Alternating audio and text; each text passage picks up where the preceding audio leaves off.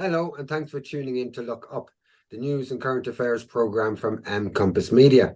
Every week, myself and my co-host, Padraig O'Mwany, will look at news stories that either haven't got into the news or, on the other hand, haven't had a fair hearing in the mainstream media. Thanks for joining us again today, Padraig.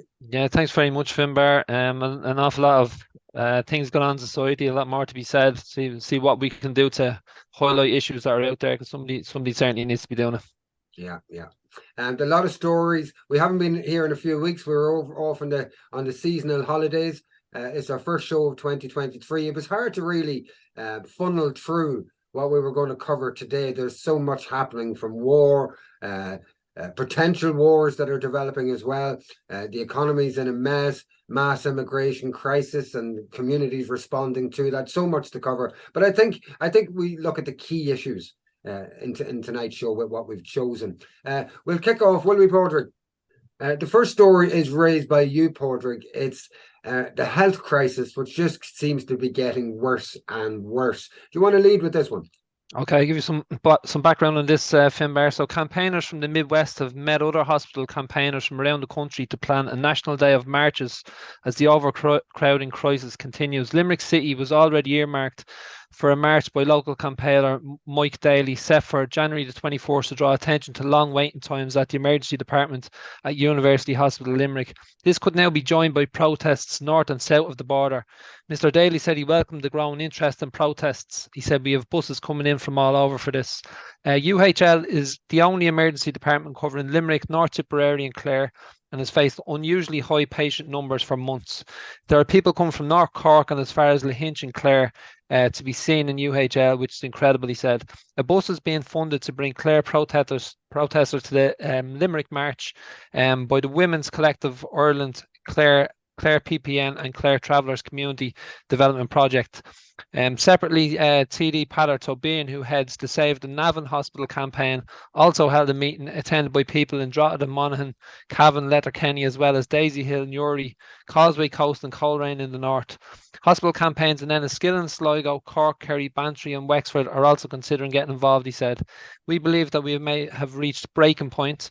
The HSE has spent the last 15 years closing 8 A&Es and thousands of hospital beds. Primary care and step-down facilities have been allowed to corrode to the point of dysfunction." He urged, "We are urging citizens to come out in numbers on the 21st of January. Finbar, you'll just see on the second side of that image there, there's a story about delays in terms of its impact. So delays in patients getting a hospital bed will potentially cause at least 50 unnecessary deaths in a week, based on current figures. An analysis carried out by a leading data scientist and A&E expert reveals. Stephen Black, a data scientist from Belfast with extensive experience analysing NHS and HSE emergency rooms, said weekly data provided by the health authorities here suggests that 51 preventable deaths a week will occur due to current record overcrowding levels and lengthening A&E waiting times. Mr. Black based his estimates on the findings of a major study he carried out examining links between long A&E waiting lists and mortality rates, which was published in the Emergency Medicine Journal last year. He said the figures of 50 deaths a week, which he described as very conservative estimate, mirrors trends in the UK. This is outrageous stuff, and I know there's an awful lot of media coverage, but it doesn't seem to be really hitting the Richter scale. Like these two stories that we're bringing here. So like there's a major upheaval in society. There's a lot of people interested in protesting, which is great to hear. And on the other side of it, then the quite unbelievable study that's saying up to 50 unnecessary deaths a week. You know, this has just been going on for years. I've seen figures about how we've reduced the number of hospital beds we have by thousands upon thousands upon thousands. Since 1980, we've just decimated our number since the 1980s, our hospital bed numbers. And yet we've been told we have a whole new health system that doesn't require those beds. That's what we're told. We have this care in the community system that we're being told about. And yet, look at these images coming out of hospitals. Look at every day I read stories of elderly people for days in accident and emergency areas where they probably die from being stuck there and going into a panic and a depression. So it's just shocking. But as I say, this is like a tradition in Ireland at this stage. 12 years ago, the then Fine Gael Taoiseach, or Irish Prime Minister, if you're not from Ireland and you're watching this, Enda Kenny, spoke about his party's failure to meet their promises to fix this problem 12 years ago. And remember that Enda Kenny party is now in government again. Their new leader, Leo Varadkar, or newish enough leader, Leo Varadkar, is now the Taoiseach, or the Irish Prime Minister, and he was the Minister for Health at one time. There's been no change. Things have just got worse. Our population is growing, and we have no capacity to meet it in our health system. This is Enda Kenny 12 years ago. In 2011, yes, that you would end the trolley crisis, yes, and that you would end waiting lists. I regret that we haven't been able to do that. So he regrets that 12 years ago that they haven't. So Fine Gael in government haven't been able to do that. Here we are 12 years later, we're worse than ever. Any final comments on this before we move on, Patrick? It's a deliberate policy. It's in line with neoliberal privatization. It's not an accident. This is by design, and everything they do is just paper over the cracks each year. The 50 billion spent on COVID, scandal that we haven't done something in our hospitals. I don't know if it is even. You know, my doctorate degree looked at the organisational culture of public health in Ireland, and that traditional to and fro argument in terms of private public has always overly preoccupied the developmental aspects of our health service, and focusing on that and arguing about that rather than focusing on quality of care. That's been my opinion from my readings on it.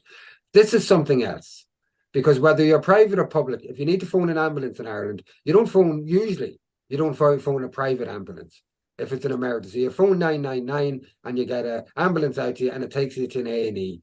And when you go into that A&E, whether you like it or not, it's packed. And there's private and public patients packed, and you're going to be waiting all that time. So this is beyond private and public. This is about the need for the basics in terms of emergency care. And where I come from in County Louth, they closed the accident and emergency facilities in terms of medical requirements. So it was just if you break an arm or something, you can still go to the A&E in Dundalk. But if you have a heart attack, if you get hit in the head, anything like that, you now have to go to Drogheda. And the time to get there is maybe half an hour after you've waited for your ambulance, after they've all done all the stuff in the house with you, half an hour, where it was just around the corner. My father was the final patient in the male medical of the Louth County Hospital, and he wasn't long out of it, and it was closed, and he had a stroke, and I had to get into the ambulance with him to go to an A&E, and we had to go past our own hospital and drive all the way to Drogheda with my father in that state, and it was the most frustrating experience I ever had in my life. And the feeling that I had as we actually went past that A&E that could have been in there, you know, to save my father. So yeah, listen, it's ongoing. This is about competency. This is about having a government that actually wants to focus on services rather than focus on their own image and flying around the world promoting themselves. On the next subject, or the next piece of news, before Christmas, we spoke about the new Israeli government that had been formed between Benjamin Netanyahu's party and an extremist right-wing Zionist party that was very anti-Palestine and very much in favour of seizing more land off the Palestinian people. And the head of that party is a guy called Ben Yazir. And he, since his inauguration into the new Israeli government, Israel seems to have gone on a spree of violence, not just against Palestinians, but against Orthodox Jews as well. So the Jews that have been in Israel for thousands of years, prior to the influx of Jews from around the world who would be promoting the Zionist cause of creating Israel as a Jewish and a religious national homeland that has their religion incorporated into their constitution. And also into their political aspirations as well. So since there's been a lot of attacks, so I want to show a few videos of that. But before I do, I just want to show Ben Yazir in action. אנחנו בעלי הבית. אנחנו בעלי הבית כאן. תזכרו את זה. תזכרו את זה, אני בעל הבית שלכם כאן. אנחנו בעלי הבית. That's Ben Yazir threatening Palestinians and telling them that their homes belong to them now. So he doesn't hide it. He doesn't beat around the bush. He's very open. He's very overt, and I think he's very dangerous. And he's replicating behaviours that occurred in the 1930s in Germany, just to be straight about it. Because I remember seeing videos and seeing footage like this of Germans doing this to Jewish people as well. So it's a shame, to say the least. Here's two different videos from around the same time of Israeli police and military attacking and beating Orthodox Jews. Just after Christmas, there was a protest by Orthodox Jews against the extremism of the Israeli government, and the Israeli police went into the synagogue of the Orthodox Jews and attacked and beat up the worshippers there and arrested many people as well. But here's more recent videos over the last week of attacks on Orthodox Jews.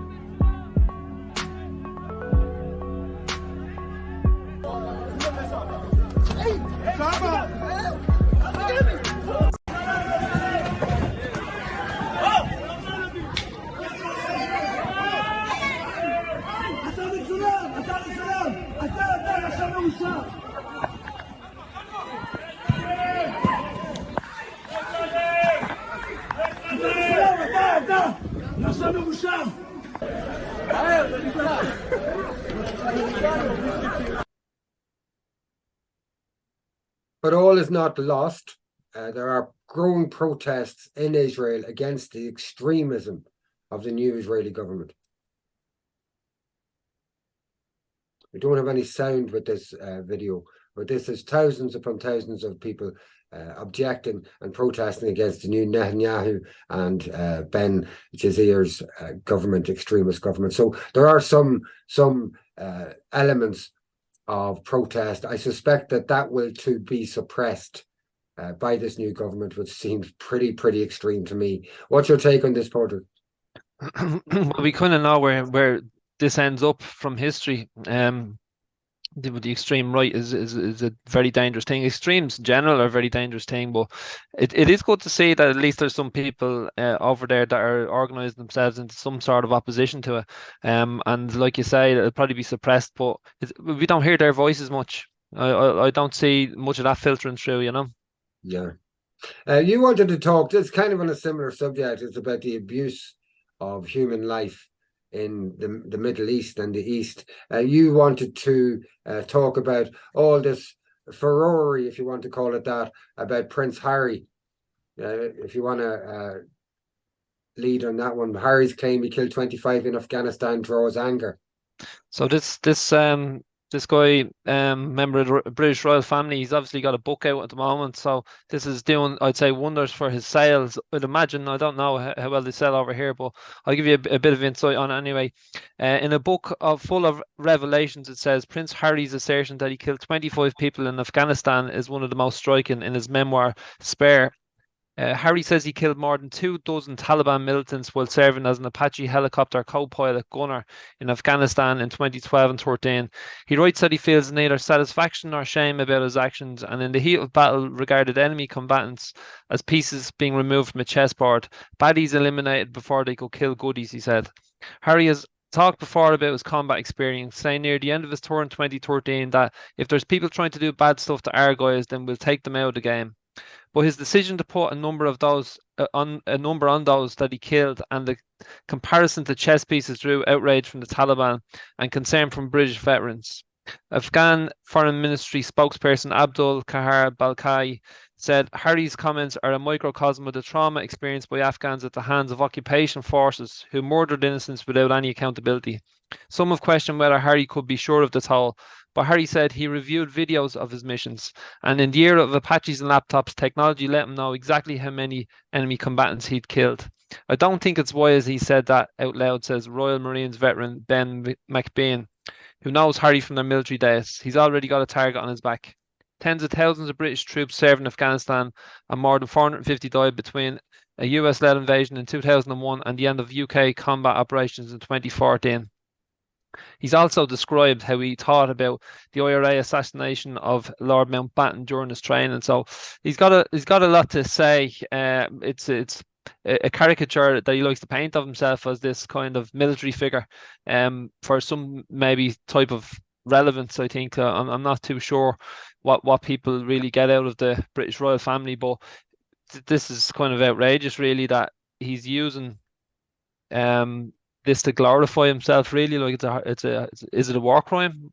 You know, who knows? Like, I mean, what's the context of it? It's certainly not something that you want to be highlighting.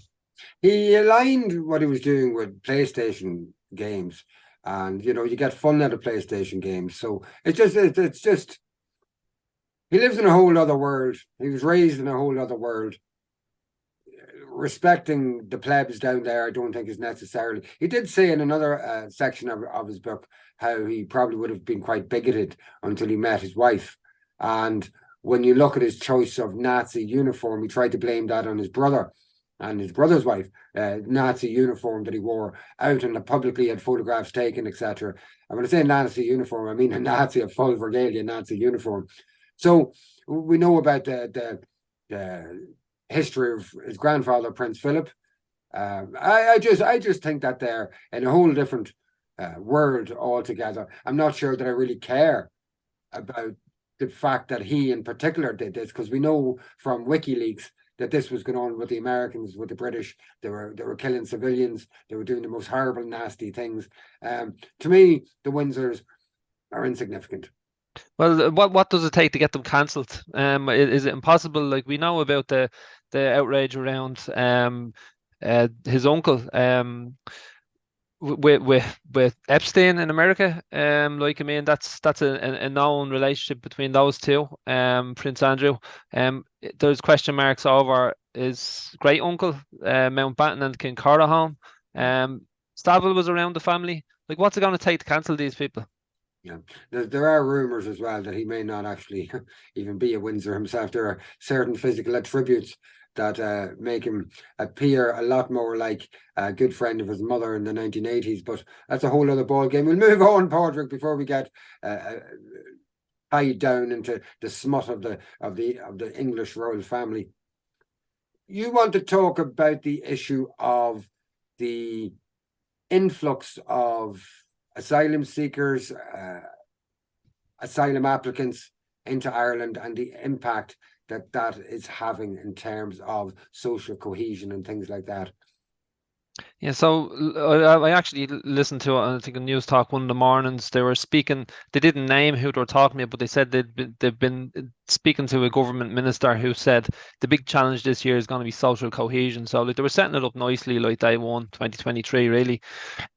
First thing to bring your attention to is the record homeless figures that we have in the state at the moment. This is the backdrop of the issues that's happening. People they're being brought out on the issue of immigrants coming in, and it's causing trouble in society. We've seen protests in numerous places. The commonality seems to be that they all end up in working class places as well. So the Minister for Housing said that he's disturbed by protests held outside the centre in North Dublin suburb where migrants were being housed. Videos emerged on social media showing a crowd of people gathered outside a building in Ballymun where families were living, chanting "Get them out." One person was seen holding up a sign saying "Ireland is full." He said people have a right to protest, but in the appropriate way. They don't have a right to intimidate people. We've been a welcoming country, and rightly so. We know from our own history what it's like for people to have to leave their shores due to oppression, war and famine. He's claiming the vast majority of people living in Ireland are here. They support the efforts to look after their friends from the Ukraine and indeed other countries where people are fleeing war. There's around 1,500 Ukrainian and asylum seekers arrived in Ireland over the Christmas period, and despite a government pledge to stop housing people in tented accommodation, 88 people were in tents in County Clare last week. 19,300 asylum seekers have come into the state with 51,955 Ukrainians. So there's a huge pressure coming into the state, and I just have up on the screen, Finbar, here as well, just the different narratives that's out there. So on one hand, you have somebody like Matt Cooper, who's able to speak in maybe a mildly critical type of a way to ask how are we managing this crisis. Now, made the point before that there's only a select few people that seem to be able to talk about this and not succumb to the dangers of the cancel culture. So he's able to ride it out there and make a few remarks on it. You see Francie Malloy from Sinn Féin up in the north, giving you the background, which I would 100% understand in terms of our own history and what we had here with the genocide, famine. I don't know if this picture equates to what's actually happening at the moment. I don't think there's people coming in on boats because they're safer than the land. I'm not sure that's it just rolled that one out really, like and then you have this other strange situation where there's a story coming out about we can expect to see people coming here because of climate change. So we've got all these other reasons, and it's all filtering into the same space, which is really bizarre, you know, like, because to my mind, what we're actually seeing is something that's akin to modern day slave networks of sorts. Now, I'm not saying that these people won't get paid, but in terms of how they were networked, and there's human trafficking on a massive scale going on, organized by governments through a global agreement, which is commonly known as the Marrakesh Compact or Marrakesh Agreement, which is the Migration Compact, which Ireland has committed to, and which most countries, many countries around the world have committed to, but the United States is one country that refused to commit to it. And it regularizes migration. It talks about making it safer and things like that. But ultimately, it's about taking the pressure off Greece and France and Spain. That's one thing. And so Ireland has to take its fair share in Europe. But secondly, and I fundamentally believe that the mass majority of people that are coming into Ireland, and we'll look at some figures in a minute, are economic migrants, and they tell you that themselves. And I've met them and I've befriended them and I know where they come from. And when I've seen interviews by people recently who've spoken on camera and said, no, we've come here and we were encouraged to come here. Our Irish government has taken every possible step to encourage this crisis. And the result will be that neither the people who are here prior to the crisis nor the people who arrive due to the crisis will actually in any way have an improved quality of life. Instead, what I believe we're going to see is a collapse in all of our systems, which have been creaking and breaking for a while now and couldn't cope anyway. Let me just look at some stats to reveal the reality of the numbers that we are talking about. Now, remember, only a few years ago, Ireland's population was 4.5 million. Gone up to around 5 million, we've been told now. Where's it going to go if this continues? So just have a look at these stats with no consultation with the Irish people on this. So here's the first stat. Altogether, PPS numbers. So this comes from the government department. PPS numbers issued in 2022. So these are personal social security numbers that you can access services in Ireland with. 286,186. Phenomenal number in itself. Just a wee closer look there in the corner. 286,168. Move on to the next one. Of those, how many were Irish? 64,721.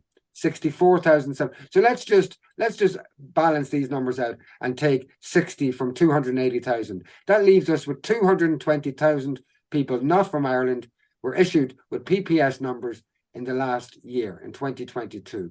Let's look at how many of those came from Ukraine.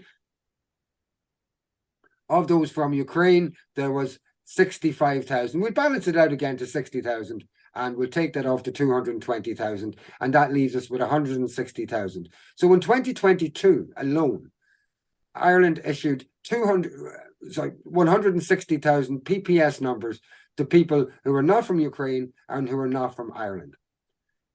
That's a worrying figure. We're not talking about 5, 10, 15,000. We're talking about massive numbers. And if that were to double itself again this year, which I've got a fear it will, And that's what their intentions are. That means that the following year, between this year and next year, we have almost 500,000 new people coming into this country with our services in bits, with no houses for the people who are here at the moment, no homes. And my dread is that there's an economic crisis coming, a recession coming. The warning bells are going on across Europe and across the United States. And if that crisis comes and jobs are lost and we go into a recession, we now have to cater for an extra 500,000 people. And just from a practical point of view, to me, the whole thing is insane. And it's not serving anybody. It's not serving the immigrants who are coming in. It's not serving the genuine asylum seekers. It's not serving anybody. Do you have any take on this, Porter? I do, and I think it's summed up well by a commemoration, an extract from a commemoration that I read from the 1916 Societies, which was just in the last few days. It was a commemoration for Fergal O'Hanlon and Sean South. So I'll just give you that. It's just a small little bit here. So in the past few days, overcrowding in our hospitals and the latest homeless statistics have broken all records. We have an emergency housing, homeless and rental crisis, a dysfunctional health service, an education system barely able to function, and the soaring cost of living crisis pushing more people into poverty and despair. The Free State Government are delighted that the only issue that got the people out onto the streets in anger was an anti-immigration protest. It's likely that the next election will be fought on the issue of immigration, not the real issues which affect people's days in their daily lives, and not challenging neoliberal government policies over 100 years. Basically what they're saying, and I would agree with it to a point, that this is a big issue with the immigration, people coming in, services for people. We can't ignore that. Like, we have to have provisions for people coming in, or else what are we bringing them into? But it is true, and we made the point in the first article about the prospect now of a protest on the health issue. But we're not coming out on that else. It seems like people are coming out on this issue, and there are right-wing groups which are taking advantage of it and are building their base based on it, and they're misleading people as well, which I don't like to see on the streets. So really, we've got to fight the government on all the issues where they're letting us down. And not just focus on this one, because this one turned so ugly, and we've been flagging it every single week. And I would tend to agree with the analysis on that. Let's not just look at this one issue as the big overriding thing society. And what I see an awful lot of, it's dedicating an awful lot of the conversation at the moment, where there's other crises. One of my concerns is, that I'm genuine about it, is that it will be an fait accompli in a year's time or 2 years' time. If you know what I mean. I don't want to ever envisage a situation where we start sending people back. We start deporting masses of people in 2 or 3 years' time. A halt has to come to this now until we reassess everything. As I said, I believe that the majority of people coming are economic migrants, but that they've been encouraged to come, and that they're coming from countries that we have destroyed and robbed for centuries and continue to do so. Or that we suppress in a way to ensure that they can't have an economic independence themselves. And as that, I go back to the point that it's a type of a slavery in a way, moving masses of people around the world to suit rich people's objectives. And that's what this is here. If we get a load of, if there's really such a demand for new workers, which we're told there is, that's not going to benefit me or you from the point of view. It's only going to benefit the rich guys to keep wages low and to get loads of. I'm not going to benefit from the fact that some guy is a factory down the road paying people absolutely nothing and not paying to the state hardly either. And you know what I mean? It's going to just impact me when I go to access services. That's all that's going to do to me. And that's the reality of it. And I know people, this is not about the quality of human beings as individuals, as a race, as a culture, nothing like that. Not for me, and I know it's certainly not from you. But there's some real practicalities here. And if people like you and I don't acknowledge these things, acknowledge them and try to address them, then the far right are going to take over. You know, and we have seen them making some headway. And when I say far right, I mean people, this is what I mean by far right. So I have two far rights in my mind. The first far right would be the extremist based in the ideology of 1930s Germany, believe in exterminating races or enslaving races, all that kind of jazz. There's that far right, and that's the far right that exists in places like Ukraine at the moment, if I'm honest about it, and that we fund and that we arm and things like that. But there's another type of far right in my mind, which has a conservative leaning on social issues, which is fine. That doesn't make you far right, but has an extremist right-wing economic agenda hidden behind that. And that's the type of far right that I see developing in Ireland to a degree, that are linked to European parties, that are linked to Nigel Farage, that ultimately would like to see everything privatised in Ireland and have a very Trumpist Americanized attitude towards privatization, worse than the ones we have already. And so there's, to my mind, there's two far rights rising. There's one that will use this anger in the community. They will use that as a way to gain support, while the guys at the top, in reality, their objective is to implement economic policies for their buddies and to go to an extremist neoliberal economy while they're conservative socially. And so that's the two. So there's that extremist ones. I don't think most people in Ireland fit in with the former description in terms of believing that races are completely unequal and things like that. But I do see rise in the latter. You've any take on that, Porter? Yeah, I do, and Finbar, just on the point where if we totally overwhelm our systems here, like, people won't be going back.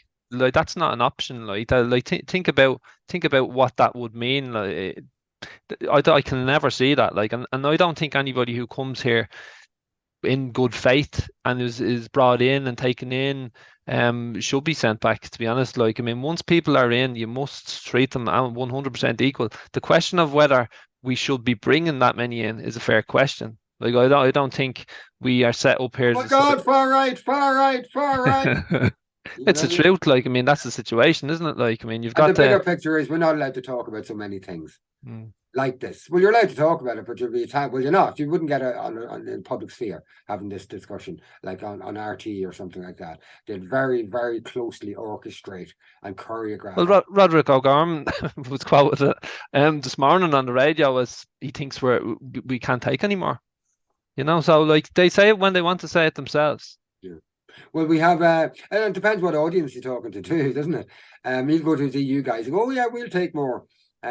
Double standards, definitely. Just finally on this subject, there's a class issue here as well, isn't there? There have been cases in the past, rare cases, where they've attempted to open asylum centres in posh areas, and it hasn't worked out very well because the posh people just went to court and had it stopped. Here's one case as an example: a residents' fight centre for asylum seekers. This is from 2001. A doctor, a dentist, a barrister, and 2 engineers are among a group of residents who have taken a High Court challenge to proposals to locate a reception centre for asylum seekers in an unmarket area of Dublin. Brock House, Nutley Lane, Ballsbridge, was formerly owned by the Franciscan Order and operated as a student-hosted and religious centre. The judicial review proceedings have been taken by a group of 12 local residents with addresses at Nutley Lane, Nutley Avenue, and Ellen Park, Ballsbridge, Dublin 4. Ooh! Mr. Justice O'Hagan yesterday granted leave. So what essentially happened in this case was these guys objected, saying that the building had a change of use and required planning permission for that. And the judge upheld their application, and so the asylum centre was stopped. There's 2 points to be taken from this. First of all, the class issue, that you'll never now hear about any attempt to put asylum seekers or economic immigrants, whatever you want to call them. You never see any attempt to put them into posh areas. There's plenty of big buildings in posh areas, lovely big Georgian houses, but you never see that in Dublin 4 and places like that. You only see it in places like Ballymun, where the people get upset and they come out, and then the people in Dublin 4 can point at them and go, oh, look at the riffraff, look at the right-wing riffraff.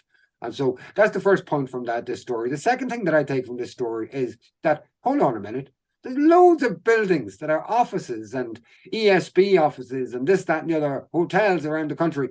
Well, not hotels, but other buildings that are suddenly being used to house migrants into the country and asylum seekers. And have they applied for planning permission and changed their purpose? Because if not, maybe they're not fit for purpose either. And there's another issue. Again, the quality of what we're taking people to, because I've seen video footage from inside the ESB building and other places, and it's horrific looking. Yeah. There's been schools as well, I think, recently. I think there's a school in Drimna, I think, that they were using. It was a hotel in Ballymun, It was an ESB centre in East Wall. Like, yeah, you're right. Like, an awful lot of these, like, would they not be subject to the same laws? Is a fair point. I think Malachy Steens made that point the first week of the East Wall protest, that it was blocked over in D4 already. So, but listen, if they want to try and lead by example in terms of social cohesion, well, then of course they should be going in more affluent areas. Why shouldn't they be? Yeah, yeah. We move on, but we stay with Ireland.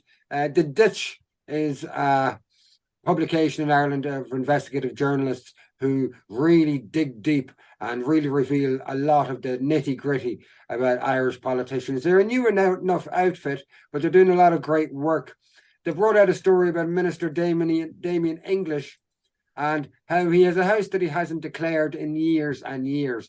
Fine Gael Minister of State Damien English hasn't declared ownership of property for more than 10 years. We'll read on to this a little bit more.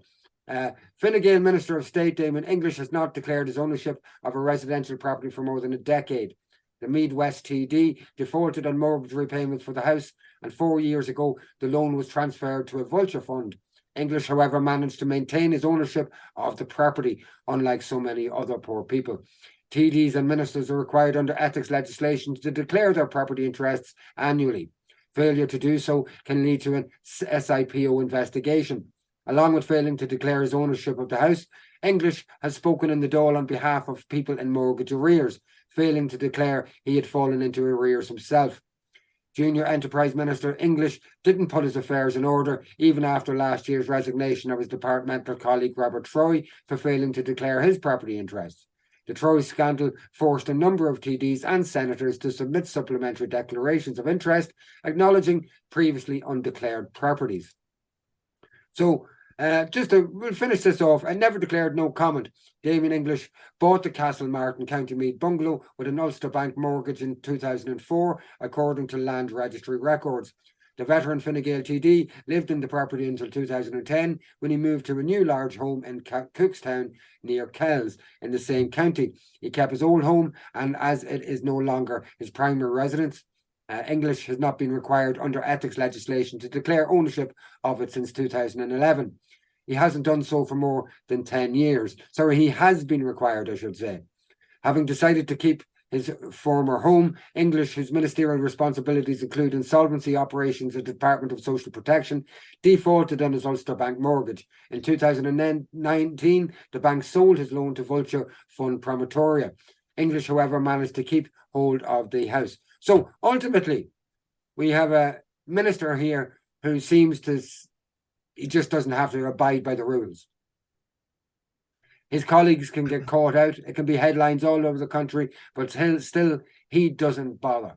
You also got the issue here. You've got a guy who's on great bloody wages and he can't pay his mortgage. What's he doing with it? He should be surely sacked, Finbar, and he should be out the door. Like, that's the precedent you should be setting. Like, they're talking about SIPO, their standards in public office. Do they do their job? Have they ever done their job? Like, I mean, why is there not a raft of them having been taken out of office? Is that not their whole purpose? Yeah. It's just another, what is it? Just another gravy train for people to work in? Like, can we not have any accountability in this state? But it's the cheek of it as well, isn't it? And he is a bit of a cheeky character anyway. But the cheek of it that he, all his colleagues, everybody, there was a big scandal for a few months, and he still couldn't be bothered to. It's like, I'm above the law, as it were. Just to make the point to viewers, Padraig did not mean he should be sacked because he couldn't pay his mortgage. It means he should be sacked because he didn't register his property. Just to be clear with people. We'll move on to our next story now, Padraig. Transgenderism, trans rights, trans issues, big things in the news these days. It's something that it's such a trend in the news that some developments become more worrying when you become aware that certain influencers or certain individuals who are famous in the LGBT plus world may be encouraging young people and even children to do things that are rather extreme to their bodies. Thus far, the world has been talking about people's rights to access things like puberty blockers for children, which are irreversible. and stops children from developing any kind of gender in a way.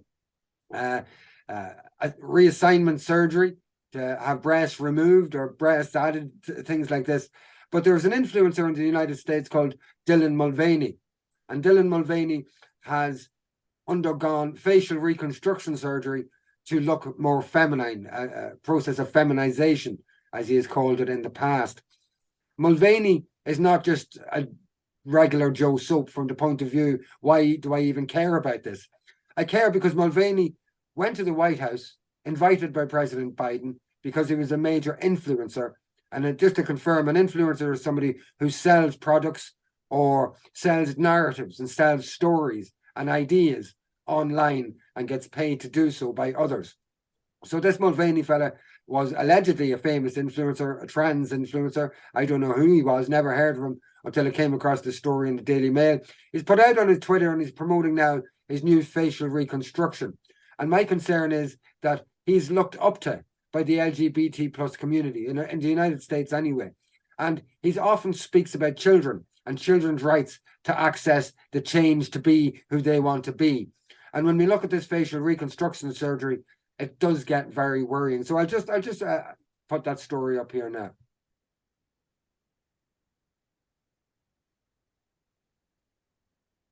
What happened there? What the fuck?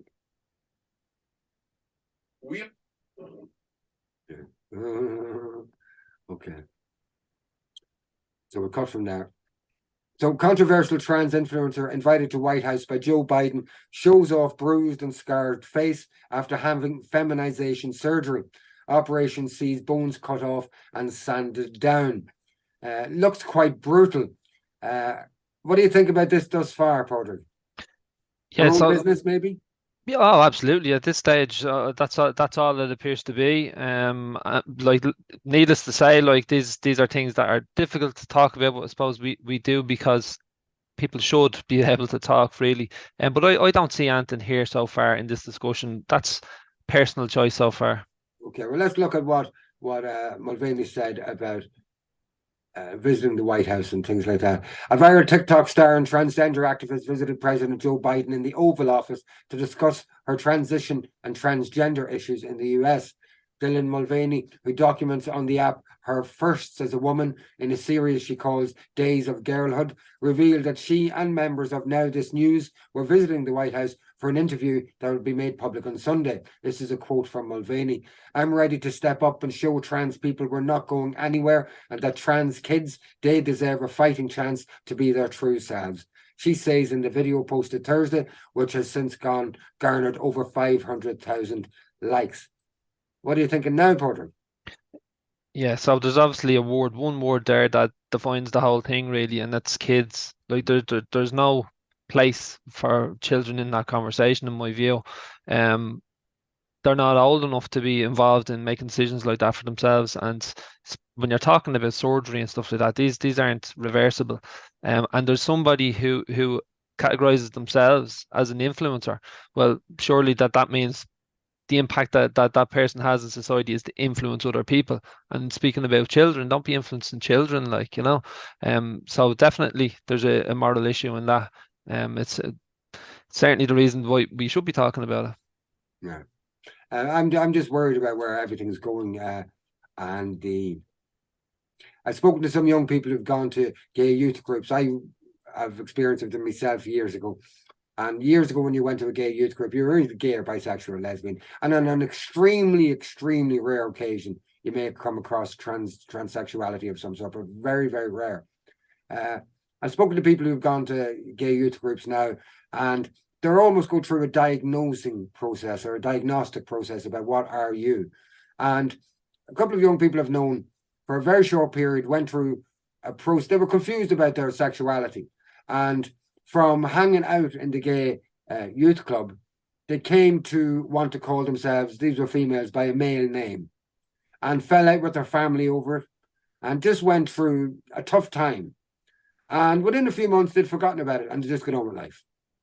And it was just the impact and the influence of going to the gay youth group and the culture that's there today put them through that process. But I would be worried about people who maybe, young people who maybe need attention, seek attention, don't get attention at home, have certain personality traits, maybe a bit more needy, and maybe how they would fall into that. Because I've seen discussions about, and advocates of this kind of stuff, and they advocate that parents shouldn't have an input.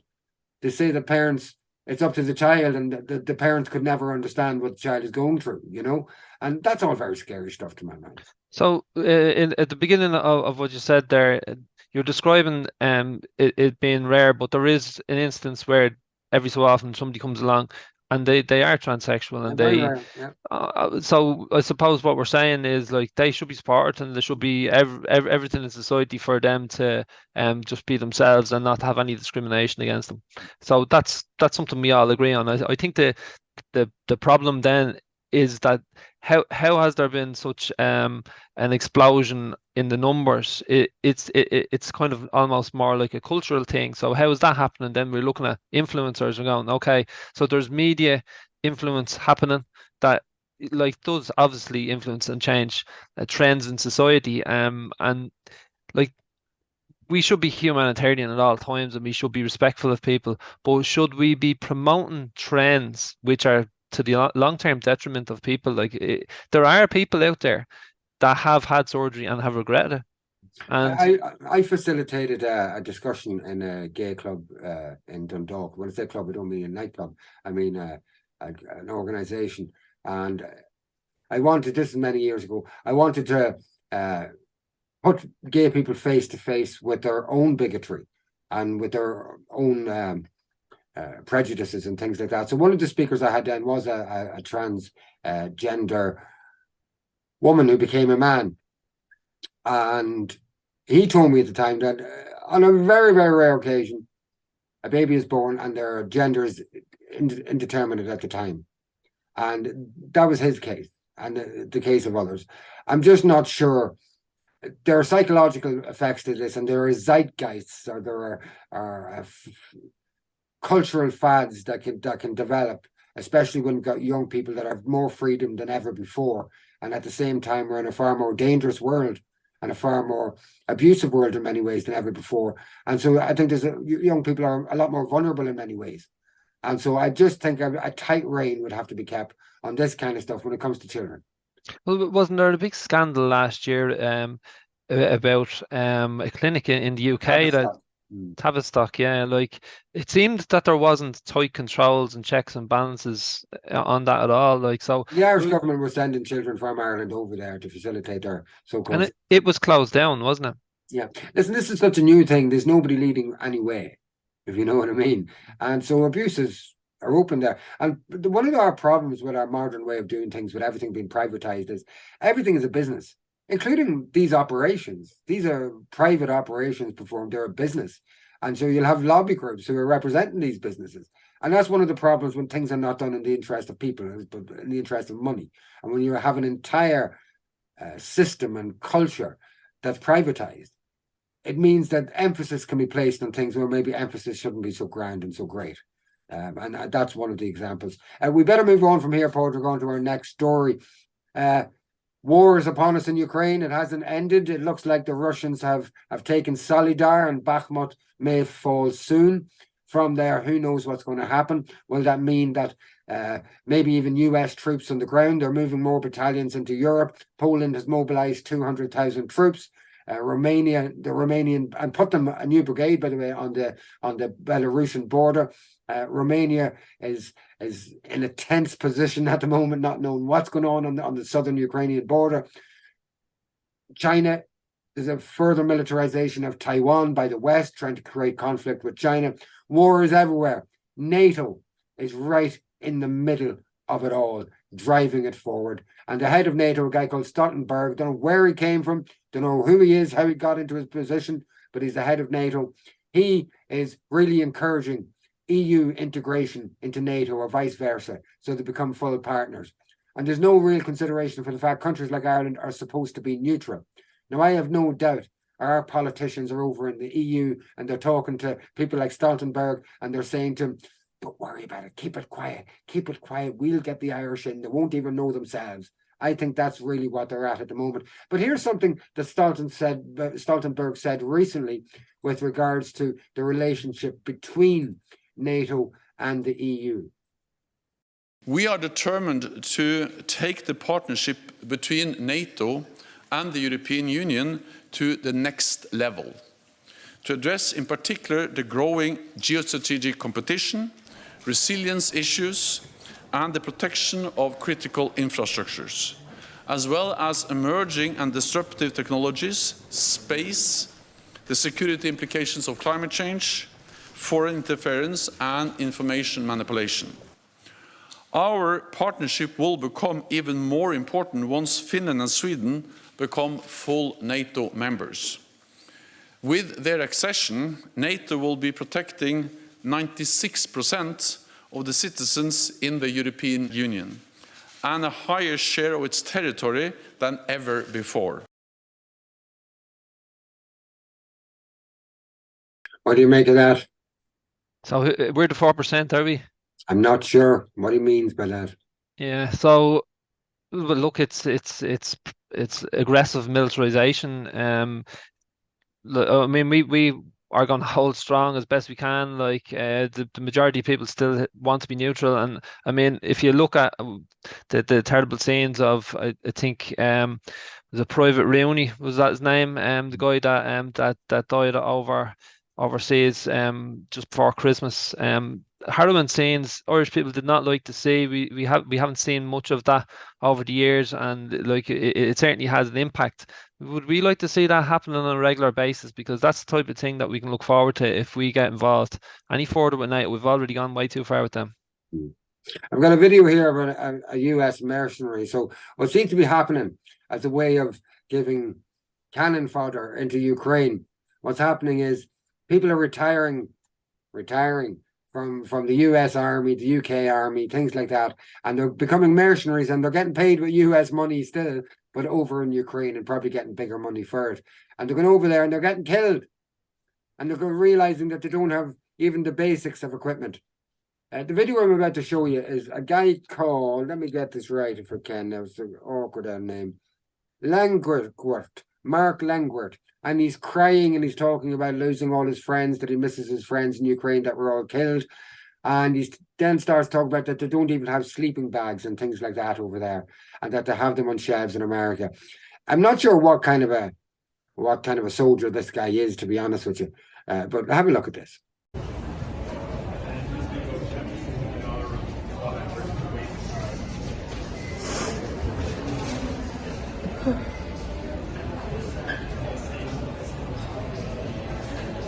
I miss my friends in Ukraine.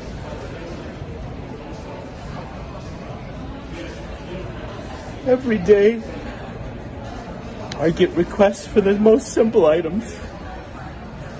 The things that are on shelves in America. I just heard from a civilian evacuation team in the... What do you think of that, Patrick? Bizarre. I don't know. Where does that even come from? Like, who is he?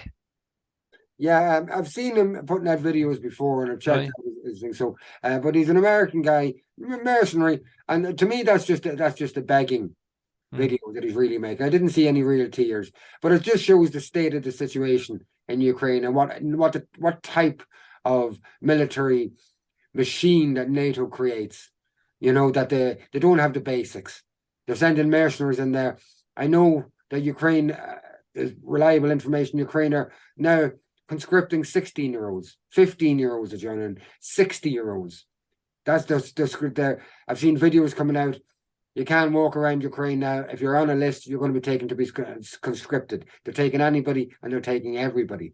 We've been told that the Russians are doing this, but it seems to me that the Ukrainians just project all of their own problems onto Russia. The Russians, as you know, mobilized 300,000 reserves. All of them already had military experience and signed up to the reserves after finishing their military contracts. So this is what NATO wants Ireland and the EU to intensify and to become a more integrated part of. And I think it's absolute madness. Do you want to finish up on that, Padraig? Yeah, well, like I'm just wondering what Zelensky didn't manage to get a few sleeping bags out of Biden when he was over in America. Like, surely they're sending something to the front lines. Surely they should be talking about peace, ceasefire. I mean, the Russians did call one over Christmas. I don't know how it was lasted or how well it was observed. And was there a cessation from the Ukrainian side? Have you anything on that in terms of the ceasefire? Oh, I it think. didn't happen. Putin announced that he ordered his troops, so I don't think the Wagner group participated, but they're a private entity anyway. I think the Russian army did, but they did still defend themselves. They had no choice in the matter. It would have been a nice thing to give people a break for a day or two. Well, even just to show the way, like set the precedence that we can stop doing this, like, you know. But Zelensky didn't want to do it. NATO didn't want to do it, really. And it's not a case that it would have given Russia an opportunity to do anything. Russia is advancing now. Russia has already done all it needs to do, it would appear. So it looked like a genuine olive leaf, I suppose, that was rejected by Zelensky's regime under the direction, no doubt, of NATO. We'll move on because we're running short on time, Padraig.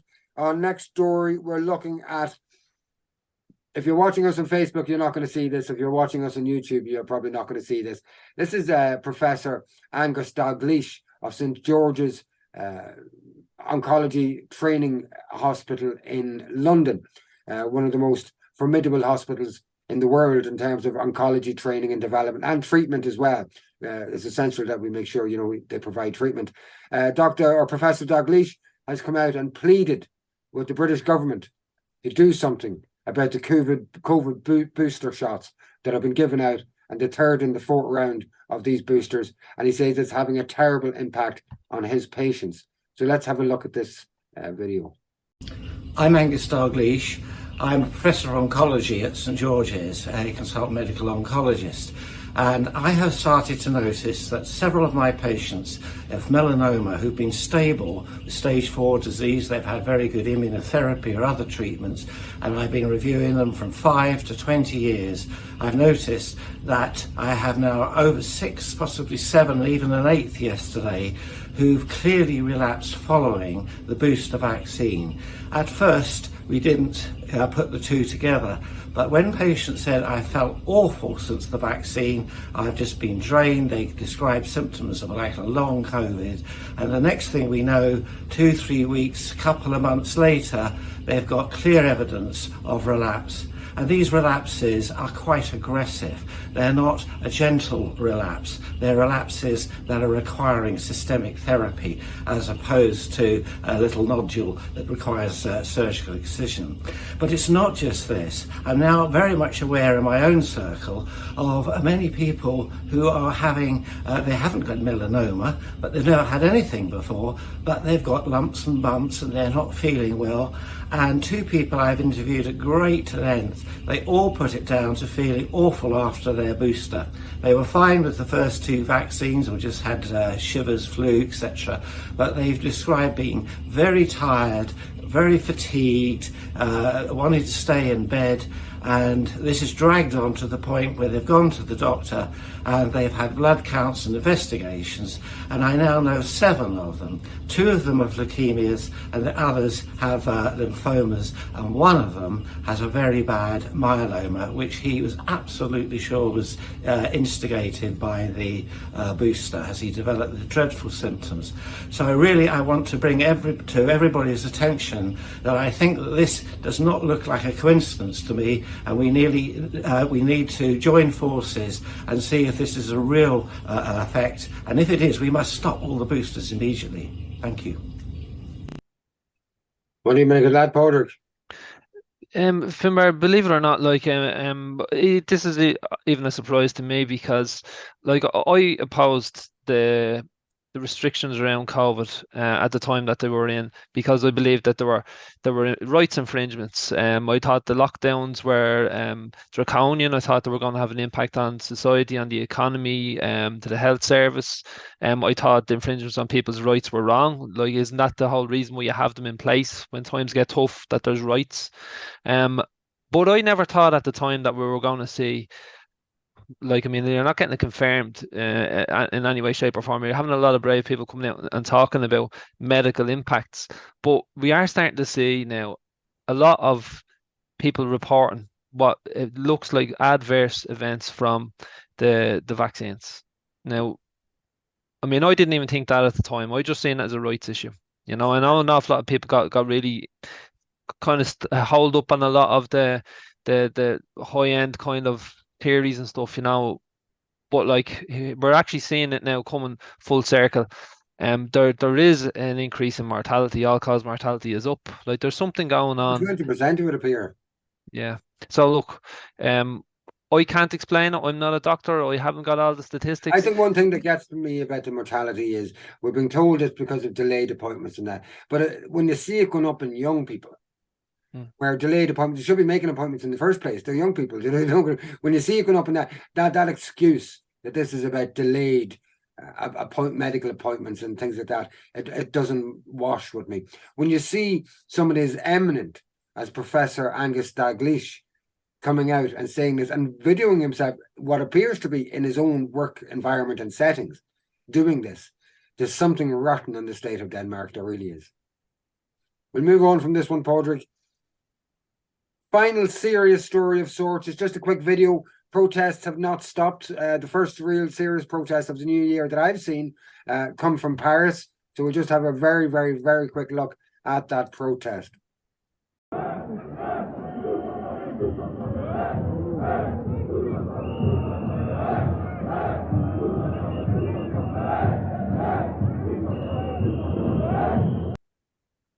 So that was the people of France protesting, Macron protesting, their government protesting, inflation protesting, the war in Russia, protesting so many things. It's just hard to get yourself focused on one or two things.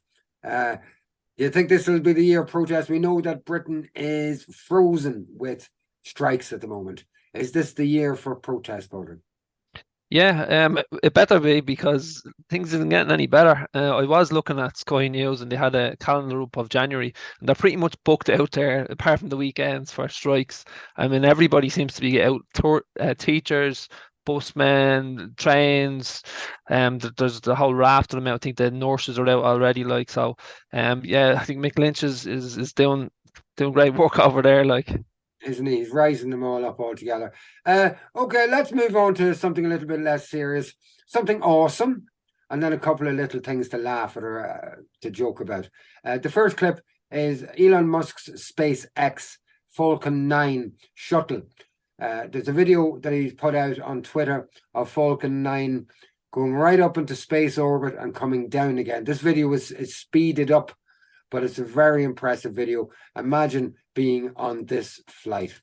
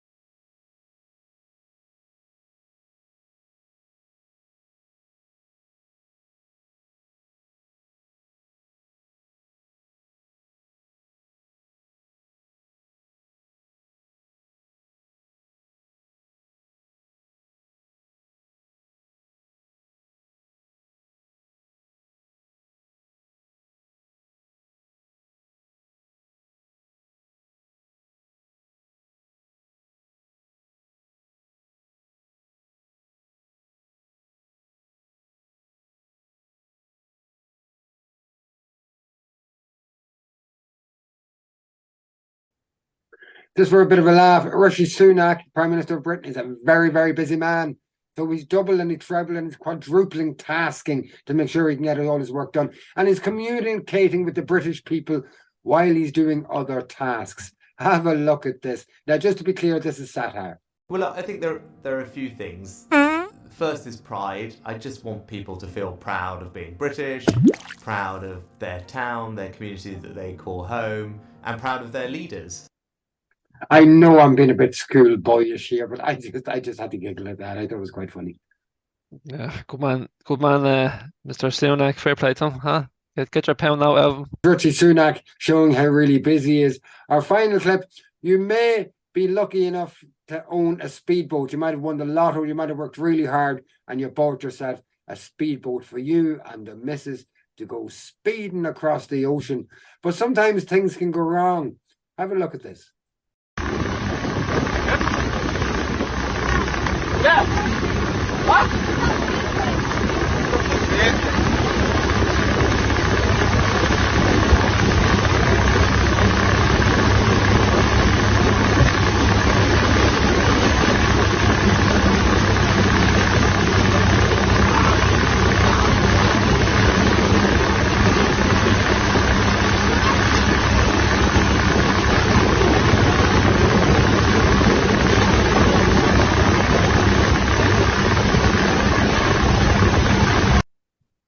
That's all we have tonight, folks. It was a pretty busy show. We'll be back next Thursday evening again. Please like, please share, and please subscribe if you can to whatever channel you see this video on. Subscribe to M Compass Media. YouTube, Facebook, they're not too happy with us at the moment, so we need your help to get this real news and real discussion out there. So do what you can. Give us a like, give us a share, give us a subscribe, and we'll talk to you next week. So it's goodbye from me. And goodbye from me as well. Thanks very much. Night, folks.